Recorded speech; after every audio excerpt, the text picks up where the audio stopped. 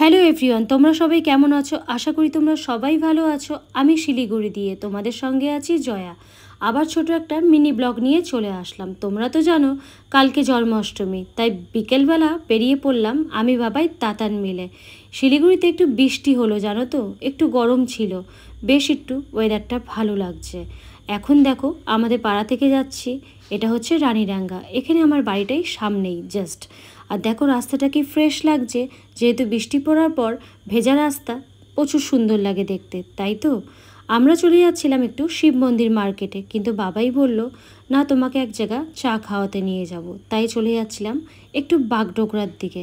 আর দেখো একটা কথা জানো তো, শিলিগুড়ি এমন একটি শহর যেখানে তুমি গ্রামও পাবে, শহরও পাবে, পাহাড়ও পাবে, ঝর্ণাও পাবে। এত সুন্দর আমার লাগে এই নর্থ বেঙ্গলটাকে, তার জন্য তো এখানে থেকে গেছি জানো তো। আর দেখো আমরা বাগডোগরাতে পৌঁছে জলের দামে একটু পেয়ে গেলাম আনারস। দুটো আনারস 100 টাকা নিল কাকুটি। আর সেই যে বাগডোগরার চায়ের দোকানে এসে অরিও বিস্কিট দিয়ে একটু চা খেয়ে আবার চলে গেলাম শিব মন্দির মার্কেটে। আর শিব মন্দির মার্কেটে ঢুকেই ফল কিনতে গেছিলাম, কারণ কি টুকটাক তো অনেক কিছু কেনা হয়েছিল, ফলগুলো বাকি ছিল জানো তো, তাই ফলগুলো নিতে আসলাম। ফলের সাথে একটু ফুলের দোকানেও যাব অর্ডার দিতে, আর একটু যাবতীয় টুকটাক যেগুলো বাকি সেগুলোও নিয়ে নেব। আর দেখো না, কালকের ব্রাহ্মণকে দুপুরবেলার টাইম দিয়েছি, একা হাতে অনেকগুলো কাজ সামলাতে লাগবে। যেই হোক শাশুড়ি মা তো আছে, অসুবিধা হবে না, তাই ভাবলাম আজকে বিকেলবেলা ফলগুলো নিয়ে নিই, কালকে সকালে নয় মিষ্টান্ন সব কিছু নিয়ে নেব। দেখো আমরা ঢুকে গেছি মার্কেটের ভেতরে, আর না চারিদিকটা এতটা ভিড়। আর দেখো গোপু সোনাদের কত রকম ভ্যারাইটিস জামা, দেখে মনে হচ্ছে হ্যাঁ তাদেরই সময়, তারই সময়, পুজোটা বেশ বড্ড যে কাছে, তাই না। কালারিং কালারিং জামা দেখে তো আমার মনই ভরে গেছে, মনে হচ্ছে কোনটা ছেড়ে কোনটা নেব। যাই হোক পছন্দ করে অবশেষে এই দেখো গোলাপি কালারটা নিয়ে নিয়েছি জানো তো। আর সেম এরকমই একটা ছোট্ট নিয়েছি, আর একটা যে গোপু সোনা আছে, পুচকি গোপু সোনা, ওর জন্য।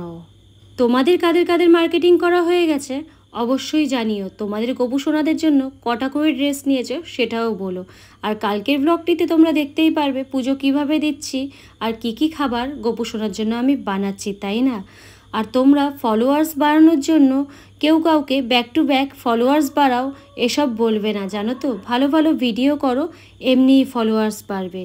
আর ফলোয়ার্স বাড়াতে গেলে আমার ভিডিওর নিচে যে কমেন্ট করে তারা না সবাই অ্যাক্টিভ ফলোয়ার্স, তাদেরকে যে একটু পাশে থাকো, দেখবে ফলোয়ার্সের কমতি হবে না। আর বেকার বেকার এই দিক ওই দিক যে বলো না ফলোয়ার্স বাড়াও, স্টার দাও, এই দাও সেই দাও, কোনো দরকার নেই, তাই তো। আর দেখো অবশেষে গোপু সোনার জন্য একটা মুকুটেরও অর্ডার দিলাম। চলে গেছিলাম মার্কেটে, অর্কিডগুলো লাগছিল অসাধারণ। আর ফুলের দোকানে যেয়ে ফুলের মালাগুলো শুনলে বলবা অবাক হয়ে যাবা, 50 টাকার মালা বলে 100 টাকা। চলো আজকের ব্লগটি এখানেই শেষ করলাম, বাই বাই।